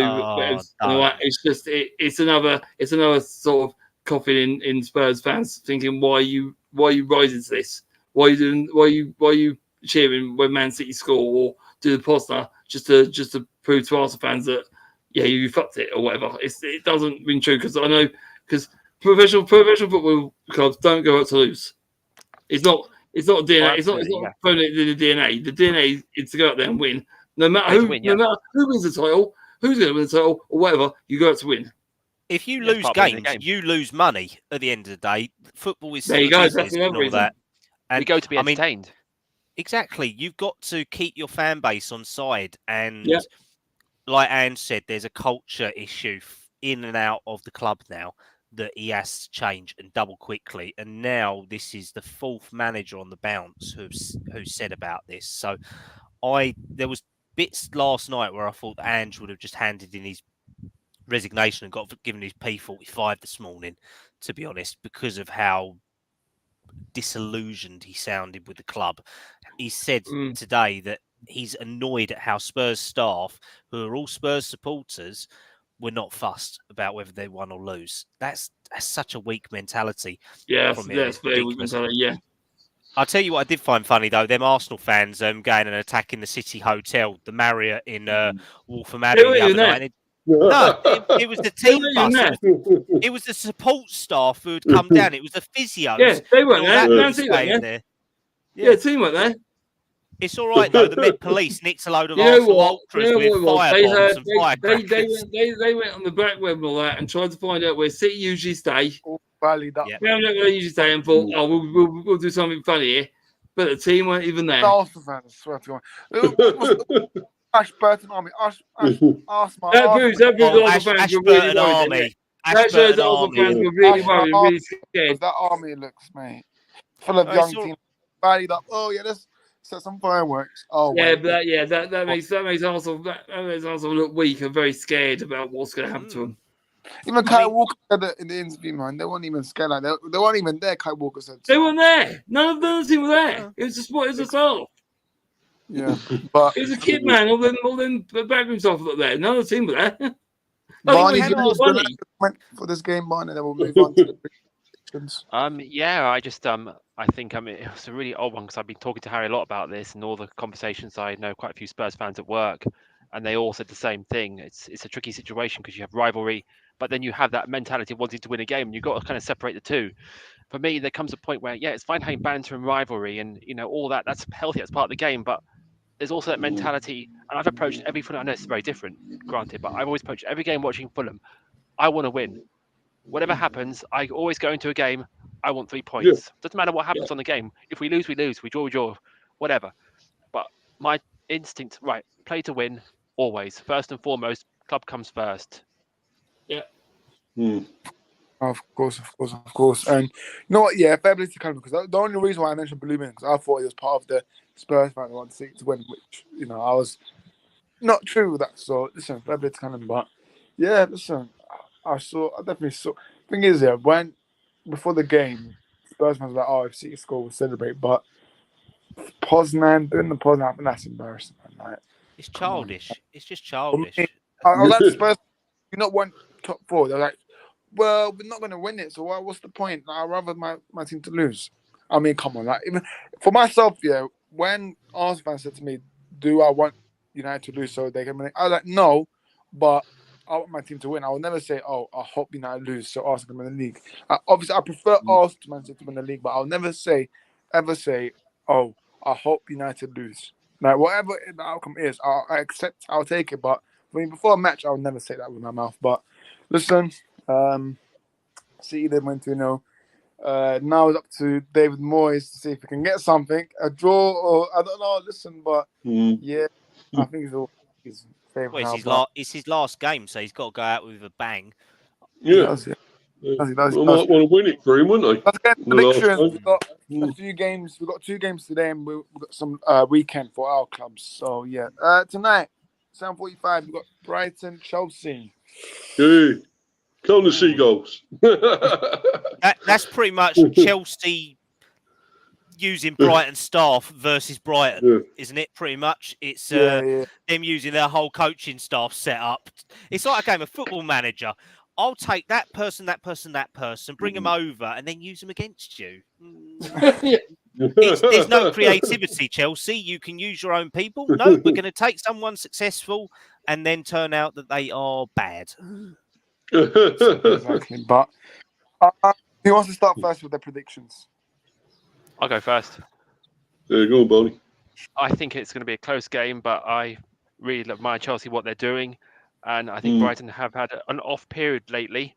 They've really dipped off quite alarmingly, and that's quite worrying on their perspective because I really thought they'd be challenging for Europe before the season started.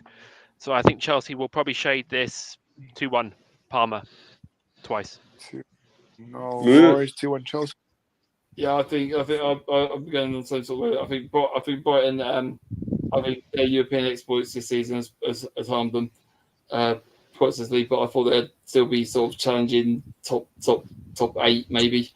But yeah, they did since the year they've been very inconsistent. Won 1 or 2 and then lost 3 or 4.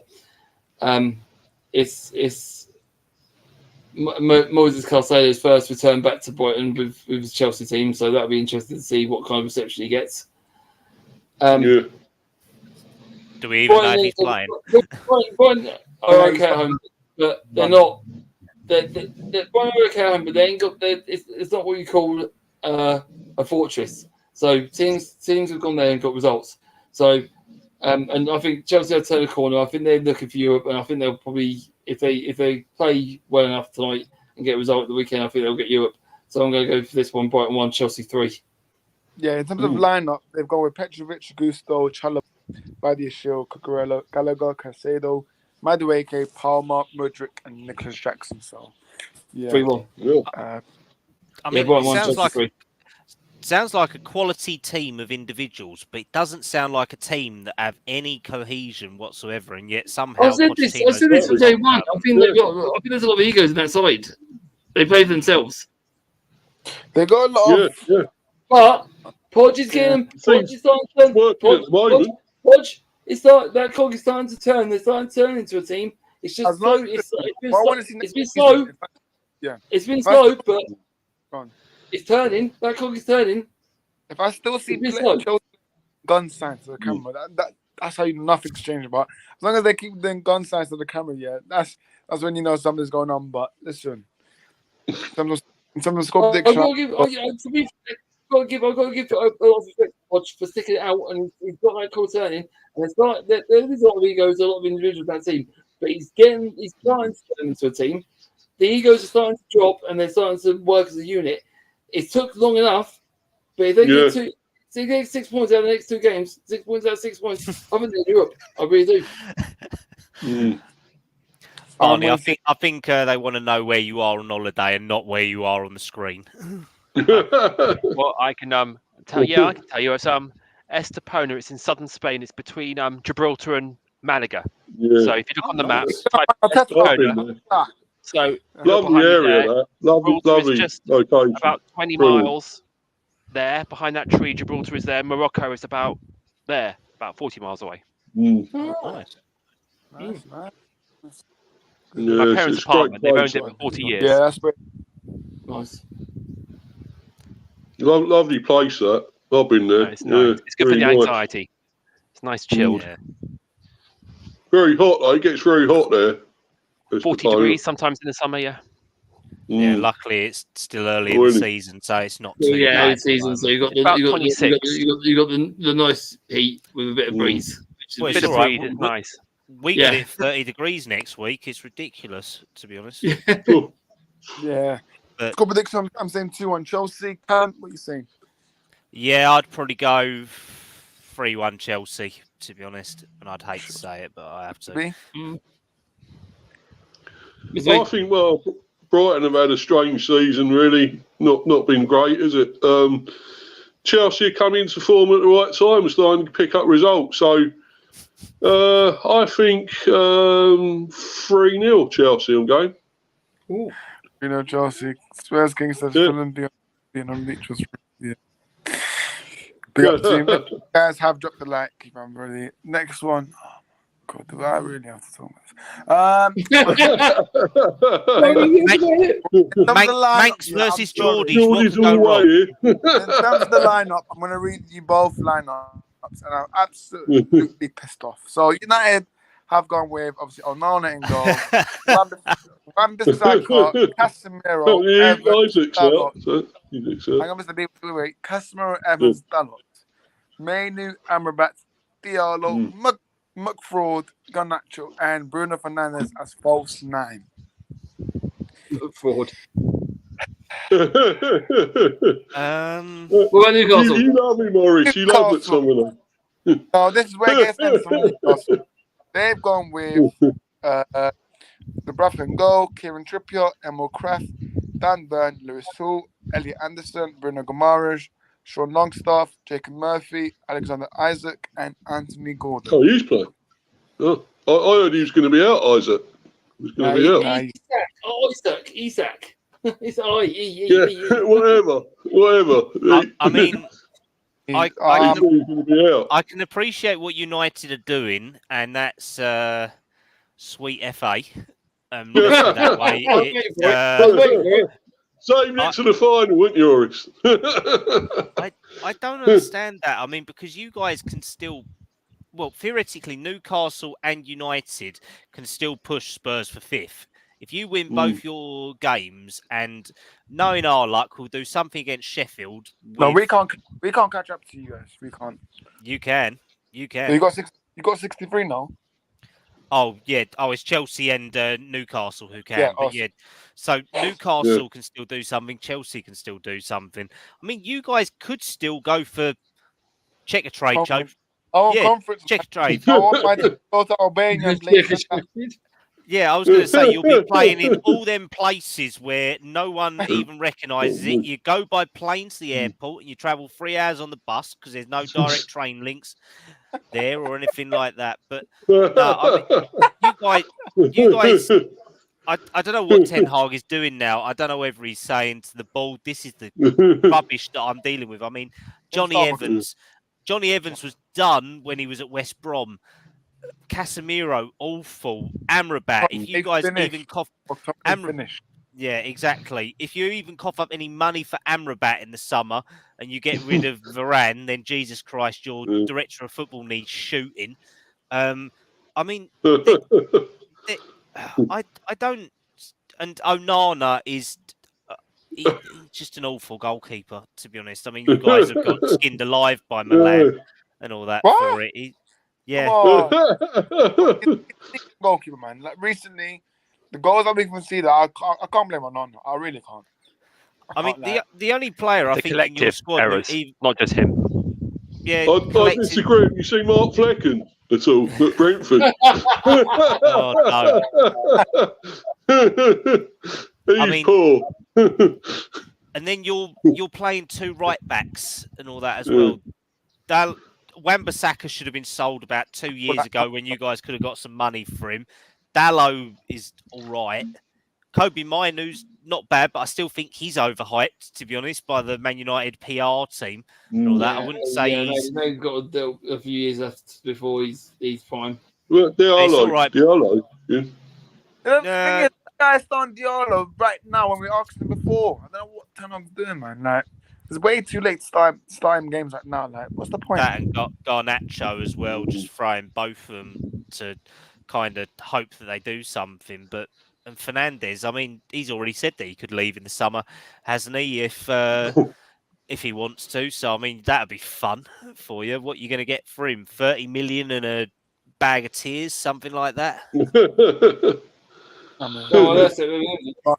In terms of the incredible soul, because I call him Fernandes. score prediction, I'm gonna go with 3-1 Newcastle. Ooh. Strange thing is, I've got the TV on, and I've just seen all the previous games at Old Trafford Newcastle. Newcastle went on Monday. It's always been 4-1, 3-1, 2-1, 2-0, 3-0 since over in the 80s.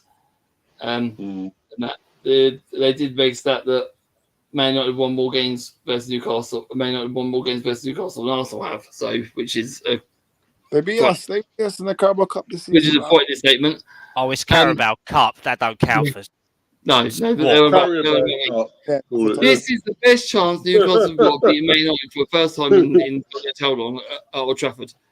I agree. I like Newcastle. I think they're a good side. I like Ramirez. I think he pulls a lot of strings. Casemiro. Wow.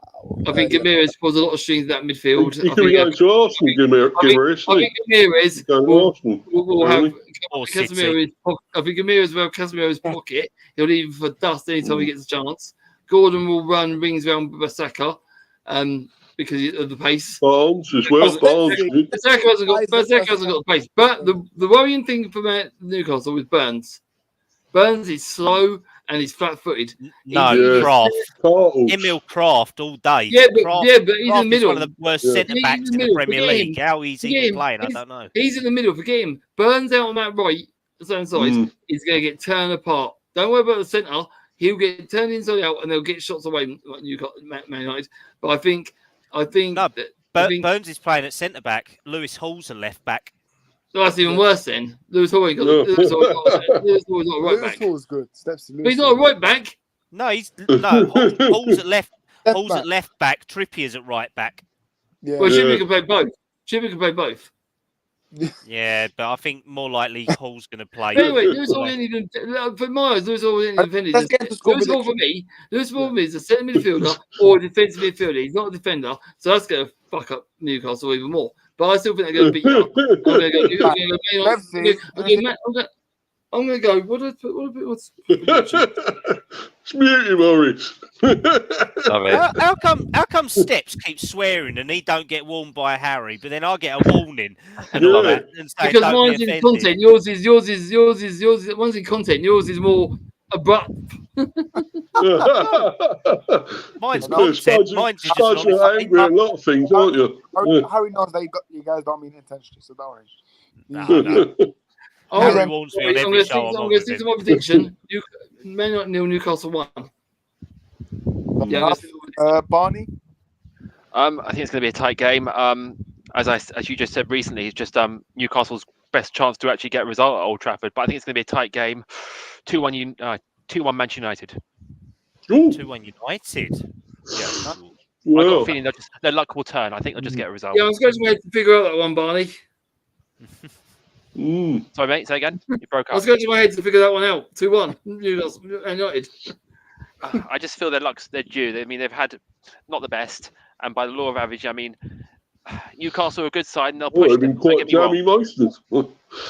But I just think Man United will just shade it. They need a response. They need a good game. United need a good game.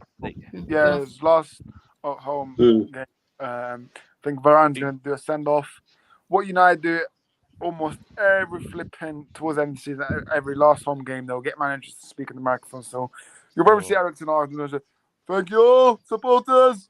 You'll be there in the big final." Like last season, we said we lost. So yeah, Mr. B, score prediction. I'm gonna go. I still think Newcastle will win. I think they're in really good form. And hopefully they'll take it all out on United and then forget about us in the last game, Newcastle. And I think it's going to be 3-1 Newcastle. Kallum, did you say yours, Kallum? No, I haven't done mine. No, I'm going to go probably. I'm going to go 3-1 Newcastle, to be honest, and hopefully the Old Trafford roof ain't leaking this time around. Well, there's always rain on me. This piss coming down on my head. Hey, bus driver. I don't think Manchester's rain forecast don't cast rain till about 1-2 o'clock in the morning. But the amount of injury time you got get in my last one. It's all right. Probably the scoreboard will fall down there or something like that. I mean, Trafford is in such a dire strait now, isn't it? So bad. Something's got to happen. Something's got to happen.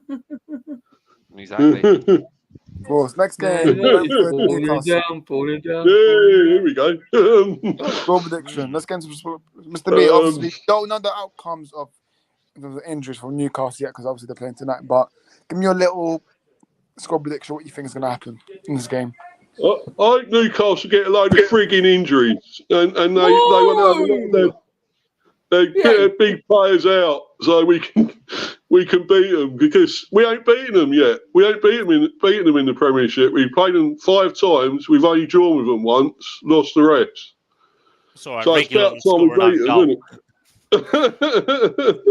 Yeah, you never know. Tony might actually turn up in the last game. He might actually come to the party. Tony, you never know. You've got to hope there's a couple of scouts there so you can sell him. Here's something for you, Orest. McTominay will move forward. He said to make his 250 appearance for United today. Sorry, 250. Right.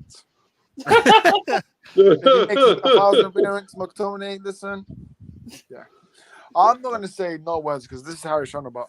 If it was I thought 250 though, 250 appearances. I didn't think he made that many. That is brilliant. You know what? Yeah, he should get a guard of honor for that. You know, McTominay. I've always rated him. I think he's the next Scott. He's got 19 goals though. He's got 19 goals. You love him. He's your all-time favourite Man United player. Give me your score predictions because we've got. Like, sorry, I didn't mean to say all that. What would I say to 250? Well, I could say I'm doing this with my heart and saying Brentford to win, but my head's saying no, Newcastle. So, but I'd love us to win. Final game of the season at home. Love to beat Newcastle. First time that'd be incredible.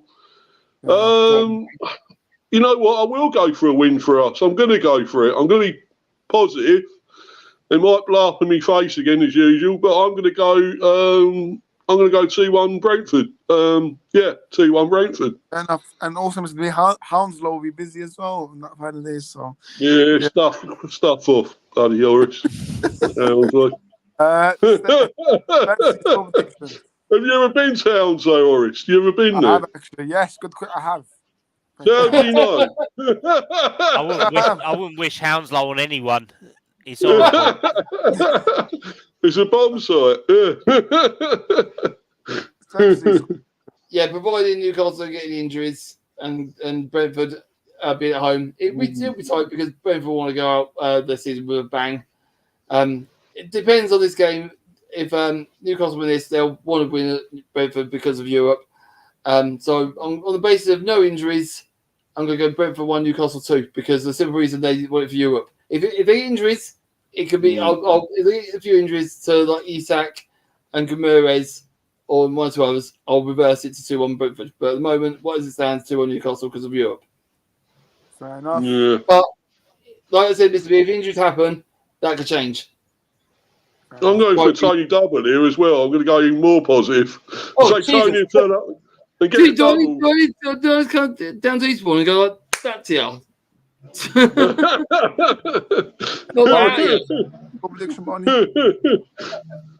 My score prediction, I think like what you said about the injuries, it depends the situation there, but I think Newcastle are going to shade this 2-1 if the injuries are good. Oh no, not bad, sorry. Yeah, I'll go 2-1 as well in favour of Newcastle. Fair enough. But like we said, Mr. B, if injuries happen tonight, it could change. But mind you, you all had Bournemouth to beat us, didn't you? Most of you had Bournemouth to beat us. And what did we do there? Won it. No, yeah, but I think a lot of the others did. Manny, I expect Manny. Well, Manny always does, doesn't he? But to beat. Don't worry, he bet against us every game of the season, so I won't worry about him. Yeah, you'll make money. Yeah. He's about as useful as holding the bollock. Anyway, next. Good. I mean, I can't be asked. Kallum, what did you say? 2-1 Newcastle, didn't you? Yeah, 2-1 Newcastle. Yeah. I mean, this game is so pointless, man. Like, if we win today, then maybe. But for me, our record at Brighton is not good, man. That Amex stage, whatever they call it, it's not good. It really isn't good. Brighton is struggling, man. You call it the Amex Arena, the American Express Arena, or Inconsistent Arena. Yeah, we'll I probably just know it's got a motorway next to it, so it's lovely driving. I was going to say, yeah, far isn't past as it? quick as possible. It's not far away It's from not- me where I am now. I'm at Eastbourne. It's not far away. Yes, Oh, probably what?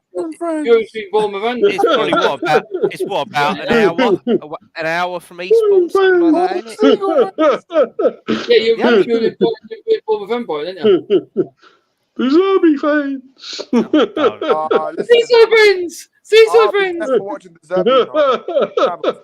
I'm having a full watch on the Zebby, by the way. I'm gonna have a close eye on how he sets up, because all these United fans I keep telling me he's godfather of Manchester United, future coach, and all this nonsense. Yeah, let's see, man. Let's see. But in terms of my score prediction, I'm probably gonna go with 2-0 Brighton. Stepsy? Chelsea win tonight. Brighton will want to finish on side at home, but I'm gonna stick out with him and go Brighton 1, Man United 2. Okay. Just then Barney? I think Brighton will want to finish strongly the season after sort of a bit of disappointments recently. So I'm going 2-1 Brighton. 2-1 Brighton. Fair enough, Mr. B. Oh, you know what? I'm going to go a few goals here. I'm going to go for Desmond for this one, 2-2. Ooh, Fair enough. Good. Like that. We like that. Yeah, I'm going to follow the line of Mr. B. I think 2-2 as well. I don't think either team can defend, but either of them can't score enough goals to outscore the other one. Fair enough. Luton versus Fulham. And we will win, Luton. Come on. Not that it means anything. No. Tricky one. It's all right, Friends with Fulham that too. lady will make If you don't want to say about the relegation, get out now. Come on. that lady will make a fortune off selling her toilet to the fan, won't she? Can't fit a message in it. Anyone else follow suit by putting their foot After in? the Lord Mayor show, isn't it? Okay. We're down. He's already kicking the boot in. Depends how we set up. I think depends who Marco brings in for Diop. Obviously, who's suspended after his sending off against City. I'm going to go for 2-2. 2-2. Interesting. Stepsy, you got any score prediction in mind? Considering mathematically down, I think it will just be a free-flowing game. I think we'll go out and just enjoy ourselves. One last game, one last hurrah for the fans. Depending on how Barkley is, I like him. I like his pace because I like to give him a send off because I don't think he's going to stay. Depending, like I said, it could depend on if he wants to give one more go in the Premiership to try and get the England set up. If he thinks the time is up, he ain't going to get in there. He might stay for one more season. It depends on what he wants to do. I think in my eyes, he's still got one more season for the Premiership in my eyes. So I think someone like even Brentford could pick him up. Everton might go back to Everton for one more. Fulham could have him. Forest might even try it. Man United are interested in him, apparently, according to Radcliffe. But it depends. I mean, that's they're all rumours at the moment. We'll know more come June, July where he goes. So if Barkley plays, great to give him a last send off if he does leave, and just give Luton something to celebrate. I'm going to go for goals here, but I think it'll be insane. And I'm going to go 2-2. I think we'll give Fulham a test. I agree. Fair enough, Mr. B. You know what? I'm gonna raise that a bit with them 2 goals, and I'm gonna go 3-2 Luton. I'm gonna go. Sorry, Barney, but I think Luton to go out with a bang here. Win 3-2. You know, It's 12-0. as much as I like Fulham as well, I do like Fulham. Good team, but I think Luton will just have the edge. They want to go out with a bang. Going down, but let's celebrate. Get Mayo against the score against his former club. Of course. Callum, I'm going to go 3-3, both teams, and at full time, all the Luton fans will throw toilet paper onto the pitch as well, because that's where it is. You fucking arsehole. Love you, Steps. Love you, Steps. You want me to tell you this? If you're an Arsenal fan, I'll say you're the fake club of North London, but you're actually the real one, so I can't say it. Yeah, exactly. Exactly. We're the ones that actually belong there. You belong in North London, they don't. and not travelling with your caravans up from Sheffield South team London. with a win. Yeah, No, from Sheffield. Woolwich all the way over. Yeah. No, this one's got to be. I mean, knowing our luck, Chris Wilder will play his best game of defensive. Gene Wilder. You can see it, can't you? You can see it, can't you? He's literally going to be just Ben Brereton Diaz running up and down like a headless idiot, like he has done since January, coming in doing nothing, and they're just going to put 10 men behind the ball and just sit there he's all on the goal line. Gene Wilder, he was in for Olympus. But I can't see 10 men anything. by the ball with Diaz running like a headless chicken. I like that. I can't see anything more than a Spurs win. To be honest, I'm going to go. Well, we always concede. We can't keep a clean sheet, so it's got to be 3-1 Spurs. 3-1 Spurs. Mr. B? Yeah. Well, would Sheffield want to go out with a bang here as well? Because they're a long way down, haven't they? They've been relegated down, since January, so it didn't make any difference. No, Seriously, a lot of people said about Sheffield, they're going to take 4 seasons to even get back to the Premiership because of the way they are and the way they run. Hey, I hope they got two, man. They're down there for a reason. The worst team at the bottom, yeah. So I'm gonna go. I'm gonna go 4-1. You lot, Spuds. I'm gonna go 4-1 to Spuds. I don't understand what Garth Crooks didn't say Sheffield United would be relegated before us. He still said that we'll be relegated before them. I don't understand them. Garth Crooks is a dog shit pundit. He should be put his straight jacket and going into asylum and Pedse going, living down for Christmas, living down for Christmas. Where is he anyway? Has anyone seen him lately? How many times for Tottenham did he get that ball? Did he play for you? How many times did he have that ball? Because he's got something screwed loose in that bay head of his. The useless tosser. He's got something loose. Look, let's make up the numbers. I don't like them. I don't like the colours. Who cares about colours? It's a players, you useless tosser. I hate him. I can't stand him. I'm so glad we're down. I've done this now. So for another minute. Stepsy's off on one here. It isn't bad as it's the top sport. They're full of assholes as well. Seriously. Garth Crooks, Talk Sport, all should be thrown in the bin. Go prediction. So what do you think, Step? Like Karen said, Sheffield United will probably try and park the bus, try and play a Mourinho style. I think Tottenham have got enough about them to break it down. I think they'll find gaps galore in that because I think they'll every time United go forward they'll try and push it back, and they'll run out of room, and there'll be spaces for Tottenham to take pot shots on. So I'm going to go Sheffield United 1, Spuds 4. Fair enough. Barney? I think Sheffield will come out this full. I think Diaz will get a couple of goals. So I'm going Spurs 4, Sheffield United 2. Ooh. That's the most goals Sheffield are going to have scored in a game all season, isn't it? Well, they do 3-3 with us. With 6-1 Tottenham. 6-1. Jesus Christ, we haven't even scored that many in a game this year. I think Anne's going to have a run at the players before the game. Guys, you scored more than Spuds, and we've got 5. Sorry, Steps. He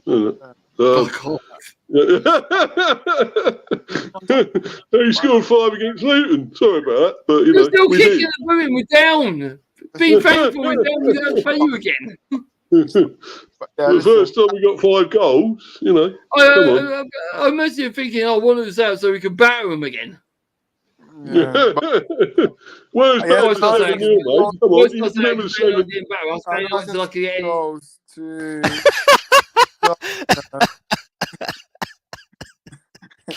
Oh God! I've unmuted him. I've unmuted you guys. Don't worry. There you go. Don't worry. Oh. Listen. When can I? Stepsy, you're on mute. It's all right. Steps is in the asylum with Garth Crooks. Yeah, I'm sorry. No, I'm muting myself. That's fine.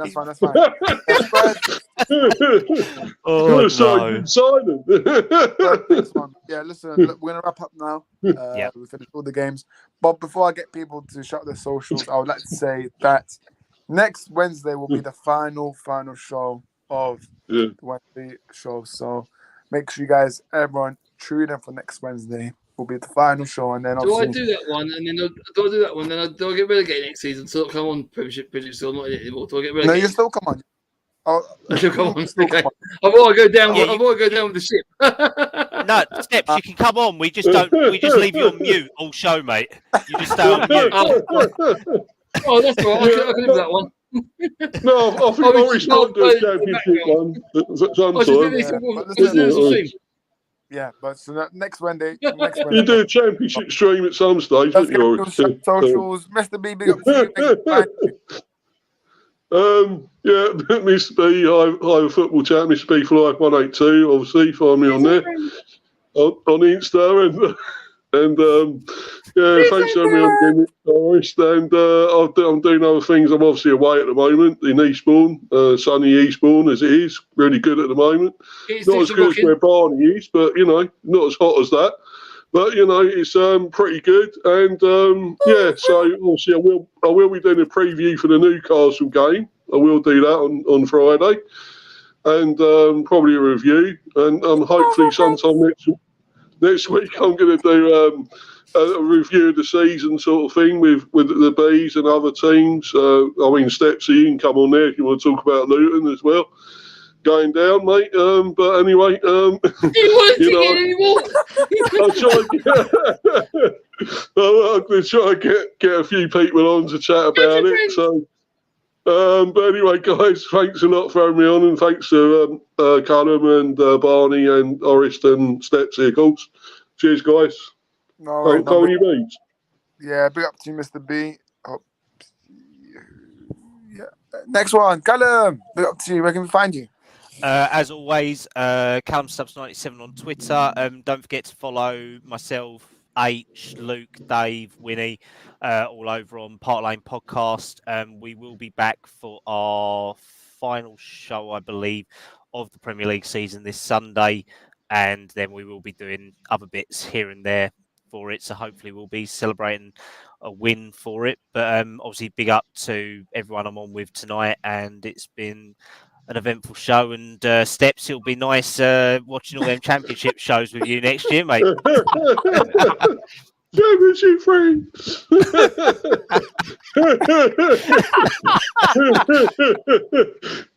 I have heard Garth Crooks is in the room with you as well. You can find me in the tier 1 of the English football pyramid next season. Yeah, no. going to grounds like Cardiff and Millwall, and maybe Southampton. Super Millwall. Yeah, and the allotments down the M1. Wednesday night in the rain, in Stoke. We don't get to go to these. We don't get to go to nice girls like Tottenham Stadium, Old Trafford, Griffin Park, or whatever your fucking shit. Sorry. Where can we find you? Right. And not even go to Fulham's ground. Don't even go there anymore. At least you don't have to go to Huddersfield next season. At least that's one thing. At least you don't have to go. That's one thing, because that's a long bloody way. I tell you, I've been there a couple of times, and it's a bloody shit. Rotherham, you don't have to go there. Where can we find you? It changed its film name fucking many times, Huddersfield.